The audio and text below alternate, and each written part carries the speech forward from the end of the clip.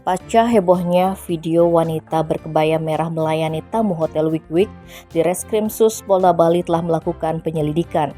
Ternyata lokasi pembuatannya diduga bukan di Pulau Dewata.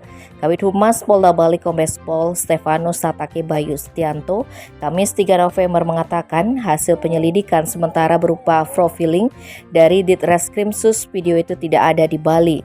Namun lokasi pasti adegan porno tersebut belum diketahui pasti. Untuk itu Polda Bali akan tetap melakukan upaya penyelidikan berkoordinasi dengan kepolisian daerah lainnya. Diberitakan sebelumnya masyarakat dihebohkan dengan adanya video seorang wanita memakai kebaya berbuat mesum. Dia beradegan intim dengan seorang pria diduga di sebuah kamar hotel. Video berdurasi 16 menit tersebut tersebar melalui grup-grup WhatsApp. Warganet di Twitter maupun TikTok juga ramai membincangkannya.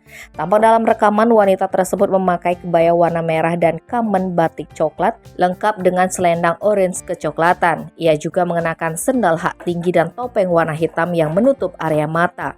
Adegan diawali dengan wanita berbadan ramping dan tinggi itu sedang mengetuk pintu toilet dalam kamar hotel untuk memberikan asbak kepada tamu.